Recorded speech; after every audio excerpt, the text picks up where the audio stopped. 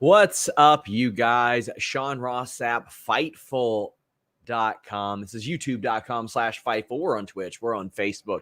We're here on Twitter. This is brought to you ad-free by FightfulSelect.com, the best $5 in the business. That's where you can go to get all of our original reporting, over 100 stories per month, including this one.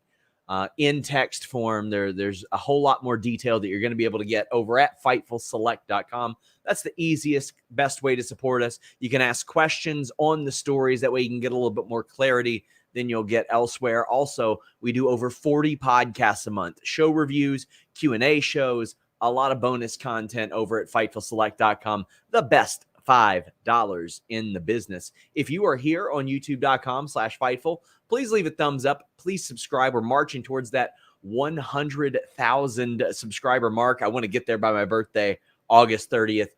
So bad. I want that silver play button. I want an aggro crack. I want everything. I want everything. We got people, King of the North. I'm giving him this one for free. He says, "What have you done to my Twitter timeline, Sean Ross Sapp?" Well, we're about to add some more clarity to your Twitter timeline is what we're doing. Normally, I don't do these. However, I felt like in breaking that story, there was going to be a lot of misinformation that gets relayed from beyond our paywall, etc. Probably not going to make a habit of this, but wanted to give you guys a little preview of what you get on that FightfulSelect.com service as well. So if you appreciate this show, drop that $5 down. I promise you will like Fightful Select if you try it out. But if you want your questions answered on this show, donate a super chat here at youtube.com or over at humperchats.com. That's our Streamlabs platform that allows you to get those question statements in whenever you want, because we've got post shows every night of the week here. Monday Raw, Tuesday NXT, Wednesday Dynamite, Thursday Impact and ROH, Friday SmackDown, Saturday Collision. And throughout the week, we have the Wrestling Perspective podcast that interviews people like Chris Hero this past week. We have Listin' Ya Boy, where we talked about the Fightful Select news that we broke about an expanded pay-per-view schedule and about the WBD AEW talks. On Thursdays, we have the Spotlight. On Friday, we usually have an interview that drops. And Saturday, Grapsity.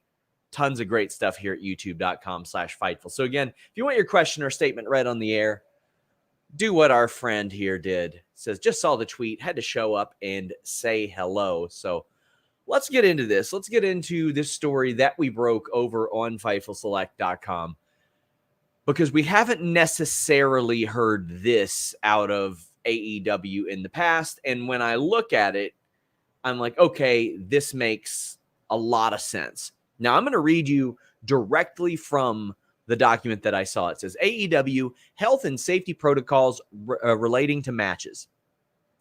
The health and safety of our talent, staff, crew, and fans are paramount importance to AEW. Our medical team, coaches, and referees have developed the following protocols to ensure that our matches are performed as safely as possible. We know there's some risk in professional wrestling performances, but our objective is to ensure that we minimize the risk without compromising the quality of performances and our talent's ability to be creative. More simply put, AEW seeks to perform all stunts and spots as safely as possible. To that end, please review the following protocols. If you have any questions, please ask any member of our coaching staff, medical staff, or legal team. Please respect your coaches, referees, and team medical, all of whom are working to try to keep you safe and healthy. It then says the following moves are not allowed under any circumstances. These are prohibited for your safety, safety of the staff and crew, safety of our fans, and compliance with laws and venue requirements. Unprotected chair shots to the head, shots to the back of the head, buckle bombs or blind moves backwards into the turnbuckle, fencing response and seizure cells, spitting, blood in the crowd, i.e. no bleeding while in the crowd and no throwing bloody gear, tape, or other objects in the crowd, weapons or projectiles in the crowd, taking drinks or food from guests in the crowd, physical contact with the crowd, example, wrestler holding opponent and allowing fan to chop them. The following moves are only allowed if approved by medical and the match coach. and must be performed in accordance with any safety protocols. Spots and bumps on the ring apron and outside. Table, ladder, chair spots in and out of the ring, only allowed with padding. Any elevated spots outside of the barricades, dives, and ladder spots on the stage, around the arena, and other places outside the ring.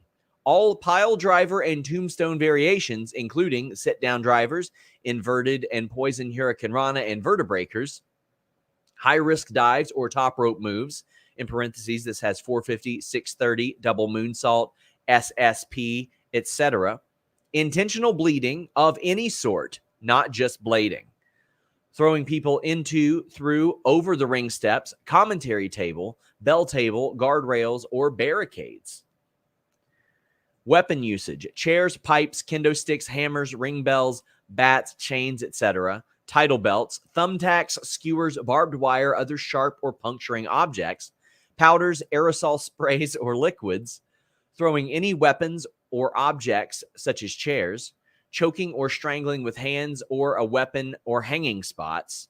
Injury spots or angles, whether or not medical is involved or called to the ring. Any physicality in the crowd or brawling. Any physicality involving referees, managers, extras, celebrities, or special guests. And it says, this is not a comprehensive list and can be modified as appropriate by medical, legal, and the coaching staff. And it says, advanced planning really helps. We would love to be able to say yes to creative stunts and spots, but generally need time to find ways to plan them. Get any required safety equipment. For example, if we want to break glass, we would need time to get the appropriate glass and get any required permits. If you have an idea, please talk to a coach, talent relations, team medical, or team legal as early as possible. So let's break this down. Got a lot of questions in here. If you want them answered, we've got super chats, humper chats that'll give you the ability to do that. James Stalling, unfortunately, I don't have an update on Nick Wayne and whether or not he's injured. But if you want to get another question in, let me know. We'll answer it here. The things that are no longer allowed. Let's break that down. Unprotected shots to the head. I imagine this means just chair shots, weapon shots, etc. That way you can't really block those. We've seen issues with that in the past. The Cody, Sean Spears chair was supposed to be gimmicked. It wasn't. We've seen a couple of them since then. Shots to the back of the head. So this is a protocol within MMA as well for just strikes. Like you can't strike somebody in the back of the head. You're more susceptible to a knockout. I don't think this means like Adam Cole's finisher or anything like that. Buckle bombs, blind moves backwards of the turnbuckle. So that causes a whiplash effect to some degree, as we've seen with Sting in the past. This does effectively eliminate the possibility of Brian Cage hitting Sting with a buckle bomb, as I've pitched creatively. But hey, you know what? For the safety of the wrestlers, buckle moves, all right. And to me, if you've got like the big New Japan style turnbuckles in rings that I've worked on, those are a lot safer to do spots like that. But there you go.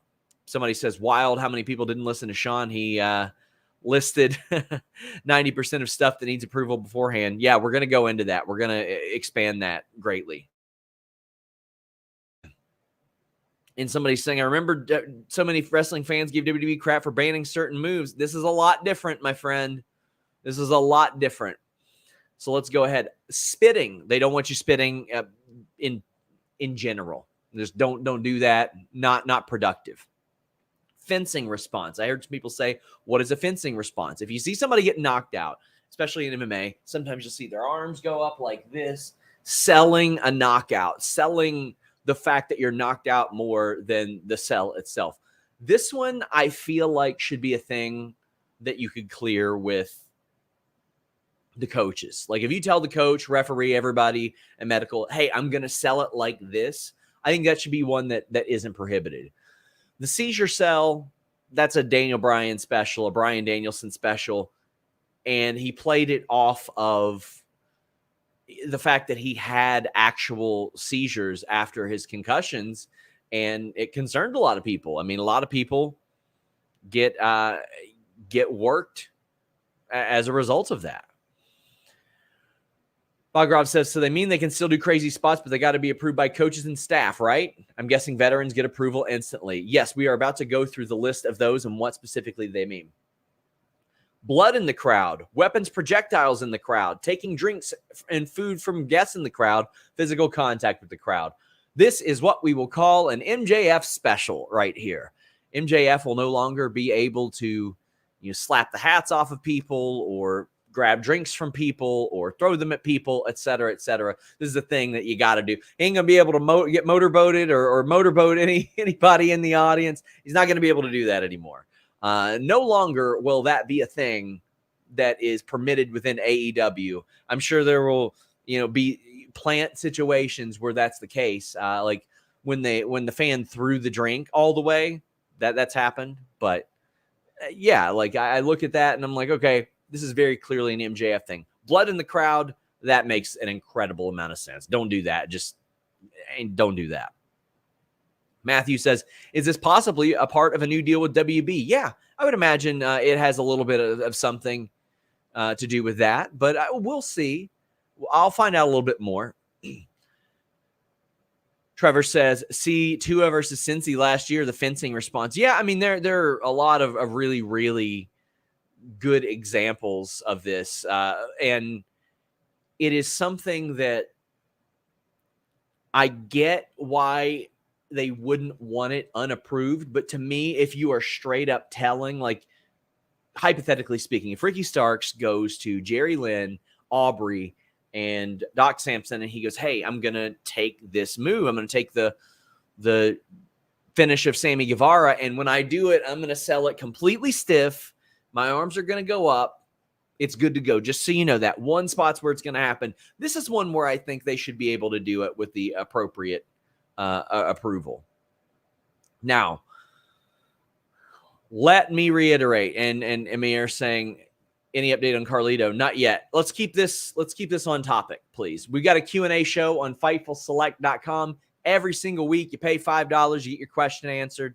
Do you want AEW to do monthly 4-hour pay-per-views? No, I'd like them to do monthly 3-hour pay-per-views. That would be better. I don't need 4 hours every single month. But the expansion of the schedule makes sense. Rob Sanderson says, solid list from AEW. I like how it will improve communication with production. If only we could get all indies to ban unprotected chair shots to the head. Wish they would. Rob, I think a thing that you are mentioning that is a very, very important point is it will improve communication with production. So a lot of people don't know what a match coach, agent, producer does. Sometimes when you see missed spots on TV, that is on the coach, producer to let the Mike Mansuris, the Kevin Dunns of the world know that their spot is coming up and this is where you need to focus the camera. You're working with the talent. You're working with the on-screen production as well. And this will help out a lot. So now a lot of these big moves, this isn't necessarily a thing that is like, oh, these are far too dangerous and we don't trust you to do it. Some of this is, let's make sure we got the right shot set up. We're about to get a new major TV deal. Let's make sure that everybody around here, the coach knows, that Tony knows, that the wrestlers know, that the ref knows, so they are in position, all that good stuff too. And that way, maybe you don't see the same move 3 times in the same show and it minimizes the impact of said move. I think that's a very important thing. Amir, again, let's try to keep this to the AEW stuff, but I did hear from Brian Pillman. He said he's doing better than ever. We'll see soon. Can't say a lot right now. DJ Page says, I don't like all these changes. What happened to the AEW I loved? This isn't the company from 2019. So I look at this and I go, okay, with the exception of unprotected chair shots to the head, which was heavily criticized, there's nothing here, buckle bombs and moves towards the turnbuckle, that is for sure changing. Everything else just has to be approved. That's it.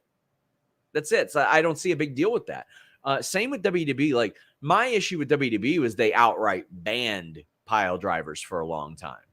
Like, I understand, like, maybe the vertebraker, that can be a pretty scary one, but Shane Helms will definitely explain to you about why it's not that bad if you know what you're doing.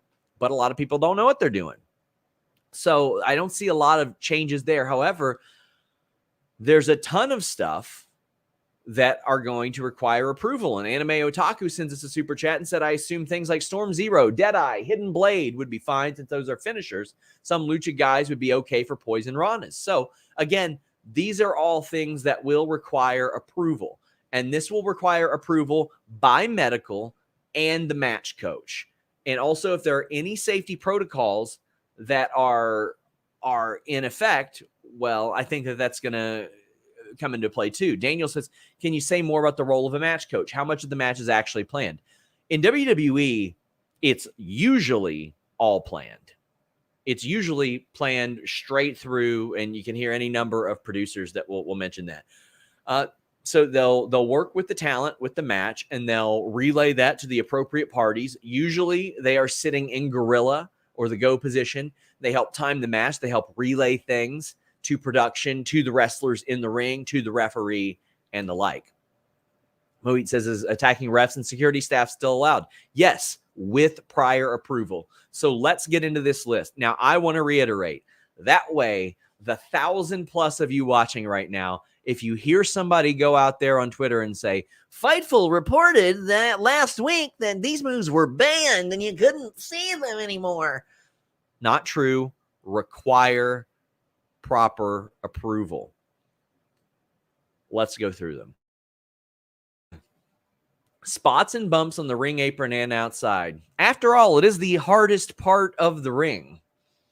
Everybody does those. They'll likely get approved when necessary.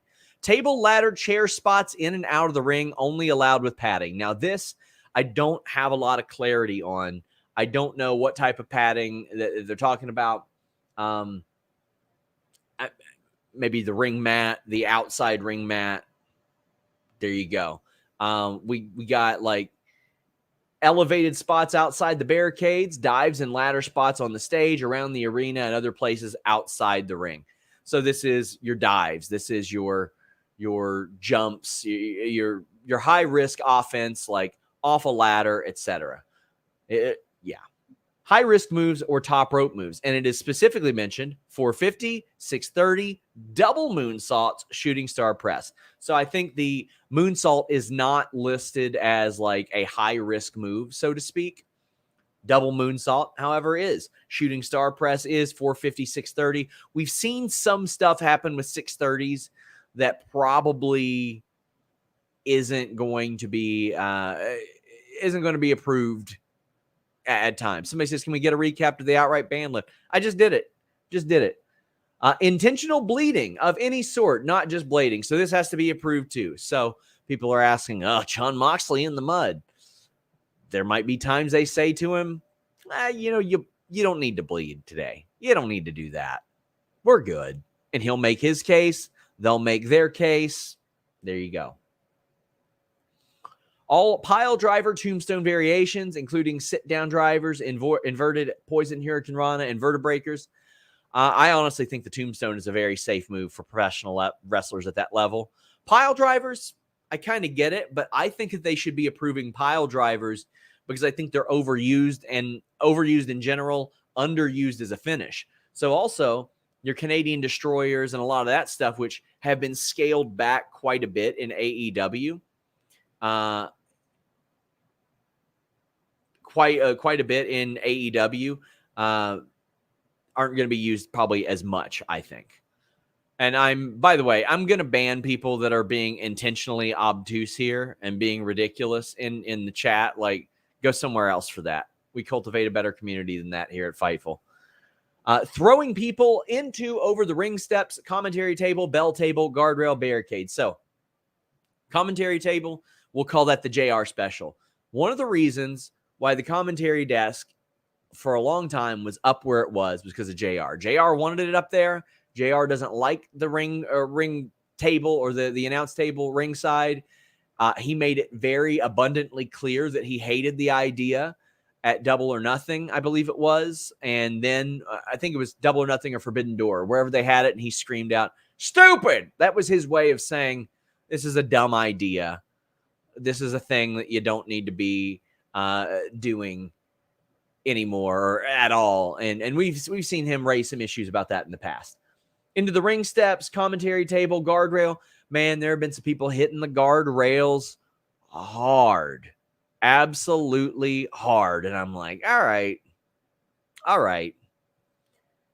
Choking, strangling with hands or a weapon, or hanging spots. So, I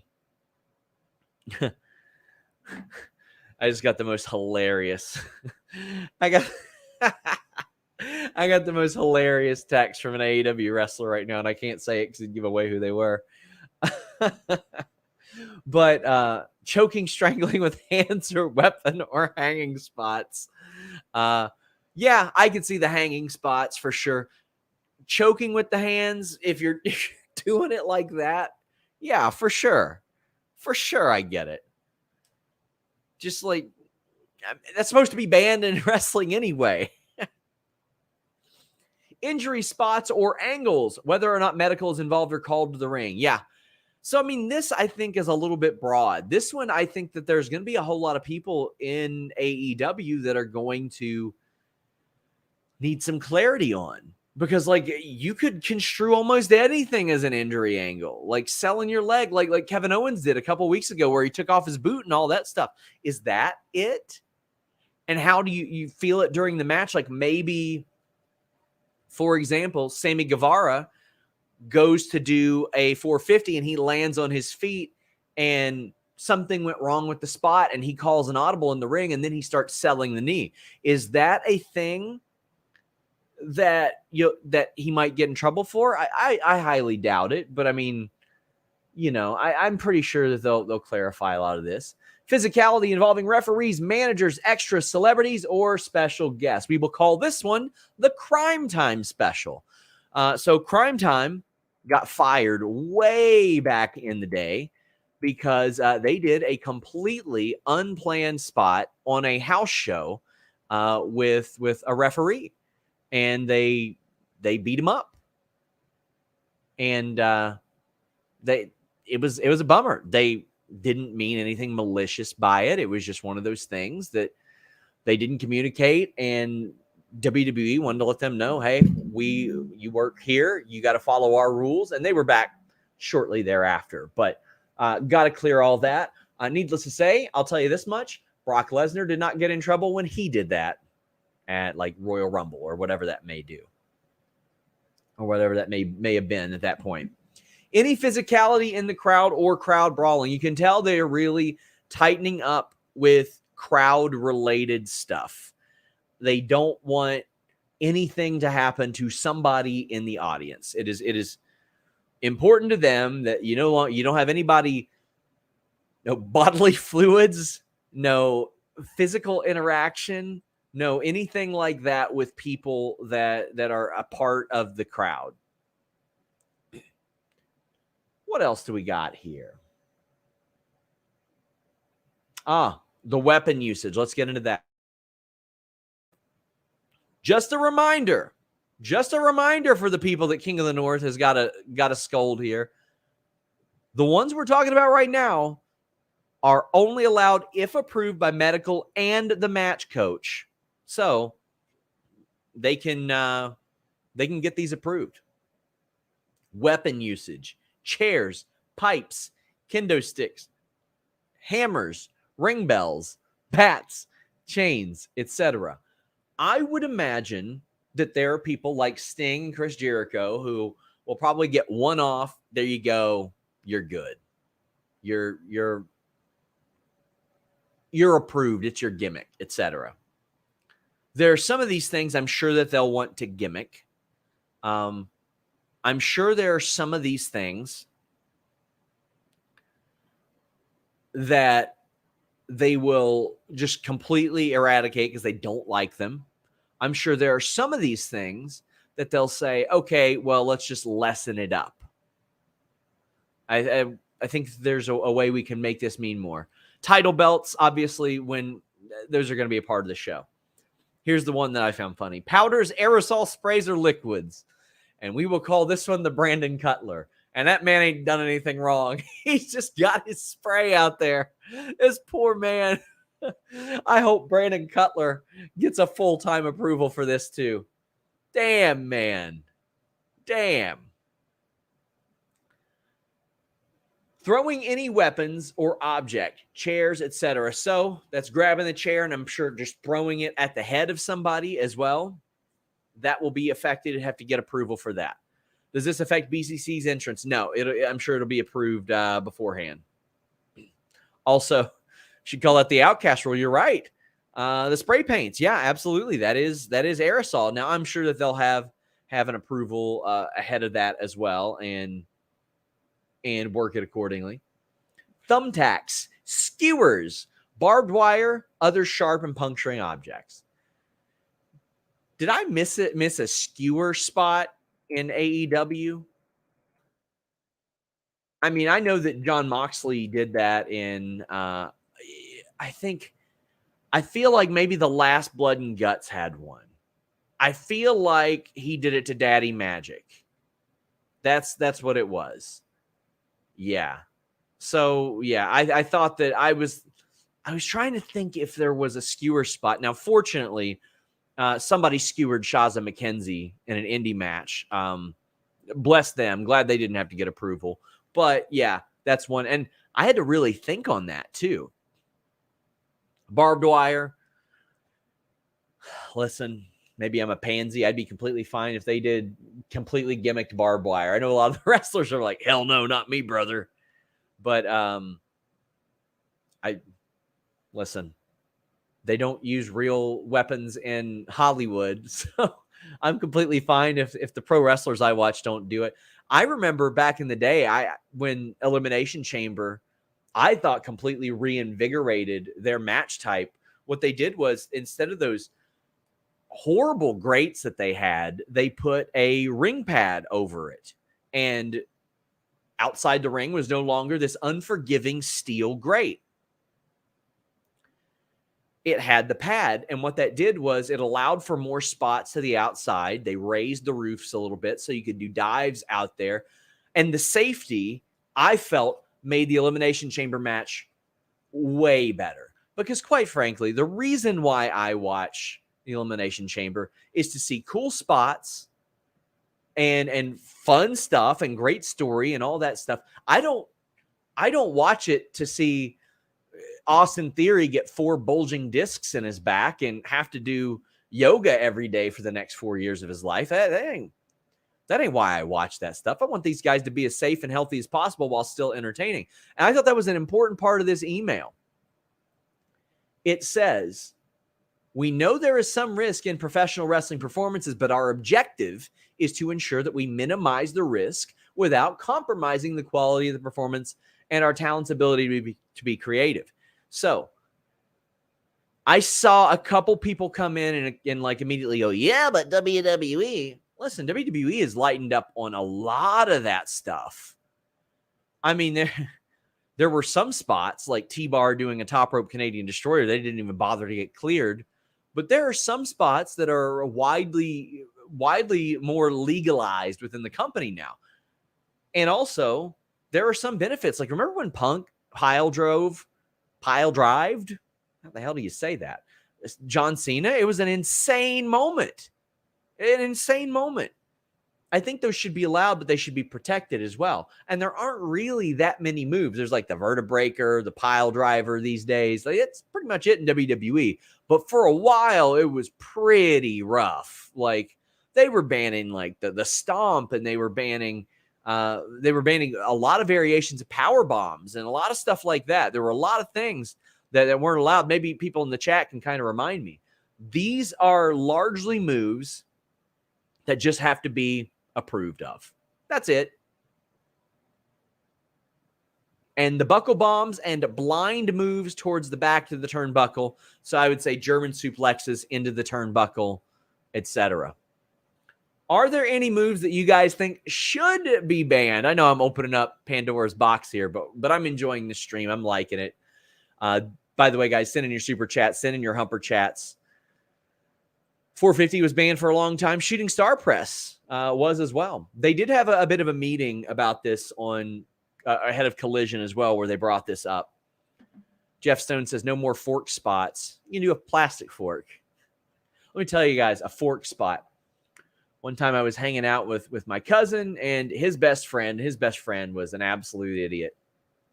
Absolute dumbass. It was the first and only time I saw a fork attempted to be used in a fight.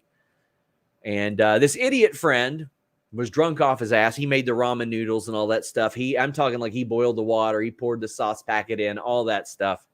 Boys will be boys. My cousin went up with the shot vac and immediately turned the shot vac on, and there go the noodles. They're long gone, bro. They are gone immediately. Half a second, vanished. Dumb dude looks down at his empty noodle cup, looks up, and he's like, I worked so hard on those noodles, and tries to stab my cousin with a fork. Unfortunately, it was one of those forks that had like the synthetic plastic base and the metal top, and it broke immediately, and he got suplexed on his dome. So, hey, maybe not forks either. You just never know how that'll work. Mike T90K says this just in. WBD just forced AEW to change the term of blood and guts to the double ring spectacular stupendous match. Come on. I think these are fairly reasonable. I think buckle bombs. I think fence response. I think those should be under the we'll get them approved appropriately thing.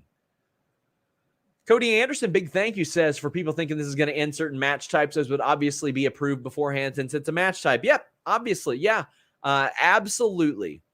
Like if you're going to have a special match like that, it is to apply some more communication between the wrestler, the referee, medical, the match coach, and production. There has been a lot of miscommunications in situations in AEW all across the board. I'm talking travel. I'm talking about booking. I'm talking about wrestlers themselves, to the coaches, to the commentary, like a lot of that stuff. You see it all the time. People's travel that wasn't right. People who were told they were losing matches and were like, okay, but it got back to somebody else that they didn't want to. A lot of situations where production misses things. The thing I mentioned earlier with JR not liking people going over the announce table. I think this, in addition to safety and protocol relating to the matches, will help develop communication within a growing company as well. And that's likely why WWE had a lot of their matches heavily produced for a long time. Because when you are micromanaging a show, especially a Vince McMahon show, you want to know everything that is going to happen. You want to know everything that's going to happen. That way you can plan accordingly. And also, completely separate to that, if you've got a pile driver as a finish in match 7 of a pay-per-view, you don't want to see a pile driver getting kicked out of in match 2 and match 4. You know what I'm saying? Doug says, how would they do a lights out match now? They would book a lights out match. They would go to approval from their coach and medical, and then they would do the lights out match.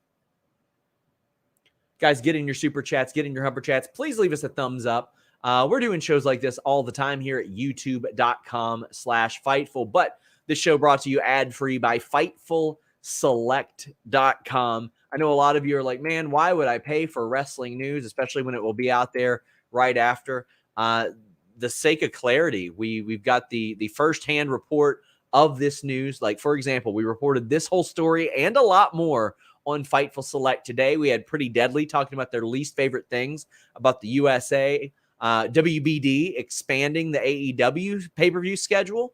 I broke news 2 days ago that WBD is in deep extension talks with AEW. We had the Select Style Japanese Wrestling podcast this week. We had more news on the argument after the main event of WWE Raw. We had news on Keith Lee versus Swerve, Samoa Joe versus Punk, Crazy Manny of all things. We had news on the latest on Johnny Gargano. He ain't hurt. Fightful Select broke it when other people were out there saying he was still sidelined.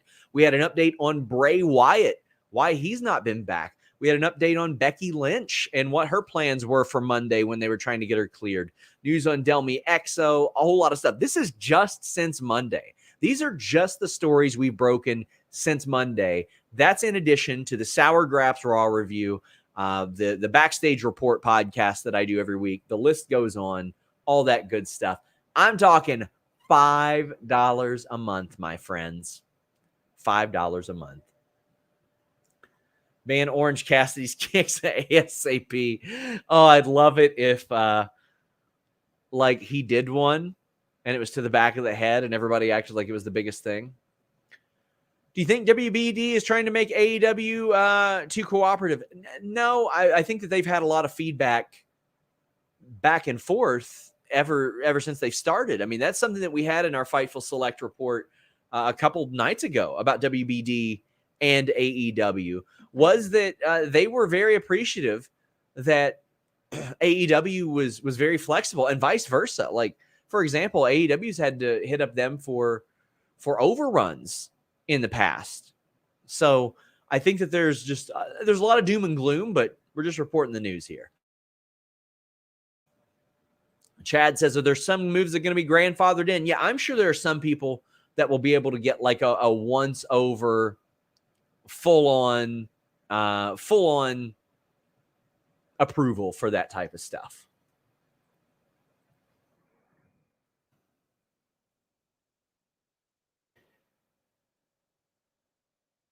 What else do we have here before we wrap up? People are acting like, oh, think he meant corporate. No, I mean, do you think WB is trying to make AEW too corporate? No, not really. I mean, you got it as you grow along. I'll give you guys an example. We used to drop F-bombs frivolously on Fightful. And then I realized, you know what? F-bombs don't make Fightful. Fightful makes Fightful. And I wanted to appeal more to sponsors. That way we could pay our writers, our podcasters more. We wouldn't have to be so reliant on one revenue stream, et cetera, et cetera. So I was like, you know what? There are things like that I can drop from our vernacular on this show. Maybe you guys could see that as making it more corporate, but I'm looking at it as a benefit of Fightful as a whole. I don't know if WBD had anything to do with this. I will find out. But I'm sure that AEW is looking at this and saying, okay, well, we're going to be paying our wrestlers more. We're going to be paying talent more. We're going to be having more talent. Doug says, oh no, Bryan Danielson can't fake a seizure anymore and scare us. I'm glad that one's out. Like, listen, I love Bryan Danielson as a performer, but God, man, I did get worried every single time. I've had, I don't know the severity of Bryan Danielson's concussion, but it was enough to make it seem like he would retire for a long time. And I can tell you that I had a very, very severe concussion and a broken neck. So I've had very similar situations like that. And especially when you couple those and then you go back in and try to bump, oh man, that's scary. He feels comfortable enough with it to where he's out there taking these spots and he's faking seizing up. But man, like, you never know which one is the one that might just like bring it all back. I still don't feel, I got my concussion like 7-8 years ago, and I still don't quite feel the same. I feel okay physically, but as far as is that going to happen again type of thing? James Stalling says Tiger Driver 91 should be banned. I love the Osprey Omega spot. It was great, but made me cringe. Well, I definitely don't think it should like happen more than once, like every 5 or 6 years. But I'm okay if these spots happen like once every 5 or 6 years. Sheldon says, question for you, Sean, with the writers and actors going to strike, will this benefit pro wrestling overall, especially with TV rights coming up? So we spent a lot of time talking about this on the List and Your Boy yesterday. And yeah, I do. It is largely strike proof for a lot of people. Like, you don't have to have the same writers that are, possibly going to strike like now. So, I mean, this has happened before. Wrestling worked through a writer strike in the past, and there wasn't a lot else. So, I mean, I think it's very beneficial. And if you're WWE and AEW, you say, hey, that's something of ours that you don't have to worry about at all. Let me check these Humper Chats over at humperchats.com. Jason says, I'm about 20 minutes behind, so maybe this has already been answered. The question is, why now? Did something happen that caused this? I only have theories. I don't have a direct answer. My theory is Communication between all the departments. This helps it a lot. WBD and AEW are deep into negotiation talks, as FightfulSelect.com reported. You want to tighten those screws. I haven't heard any wrestlers saying, "Oh, God, I hate this." But then again, I haven't talked to all kinds of wrestlers yet. I'm putting some feelers out to some luchadors and stuff like that to see how they feel about it as well. But I think it is to streamline efforts, make things safer, keep their wrestlers healthier, limit the possibility of lawsuits, and help things out with their talks with WBD.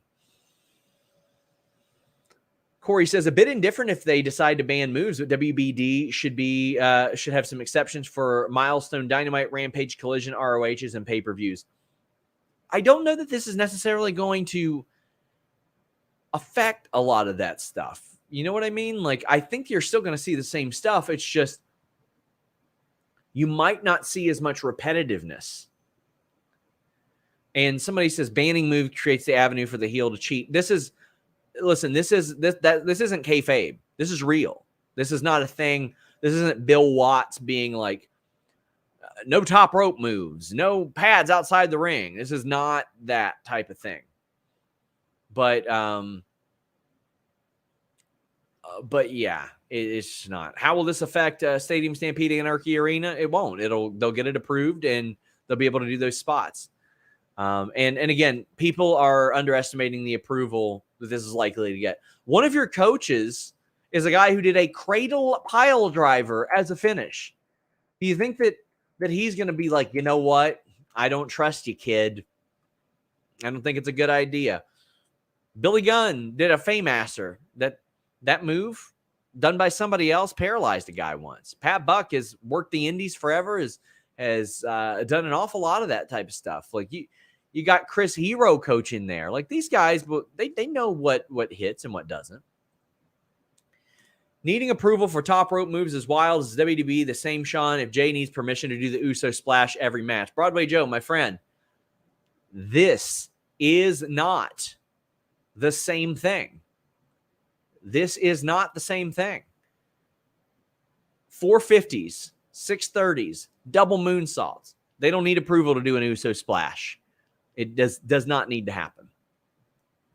Get your super chats. Get your humper chats in. We are heading down the home stretch. Mike says, do your WBD sources view AEW as WWE light or more towards the UFC, more adult entertainment style? The only time WWE has ever been brought up in my talks with WBD and people that work there is that they weren't interested in WWE. There was this weird report that came out where they said, I wouldn't be surprised if WBD tries to get WWE. And even WWE was like, that ain't happening. That isn't going to happen. So, I mean, they view it as something completely unique. Dante says the real question is, how will Max Caster fit this into a rap? That's what I want to see. I definitely want to see that. Van Twinblade says this chat is coming from Cozumel, Mexico, on a boat that plays loudly. I saw a wide bill hat in the port was painted with the Bengals name and colors. It was like $50. Van Twinblade, I think I got your message. I think if I look right now, man, my message folder is a nightmare. No. Somebody else sent it to me. A fellow named Andy sent it to me. Very, very cool. Guys, I want to thank you all so much. Please leave a thumbs up on this video. Please subscribe to FightfulSelect.com. I wanted to give you guys this free show as a way to promote FightfulSelect.com. I know in the dog days of summer, subscriptions fall, all that good stuff. Please support original reporting, because if you don't, original reporting doesn't exist. So we would greatly appreciate if you go over there to FightfulSelect.com. And hey, if you're here and you're like, I don't know if I wanted to send a super chat, etc.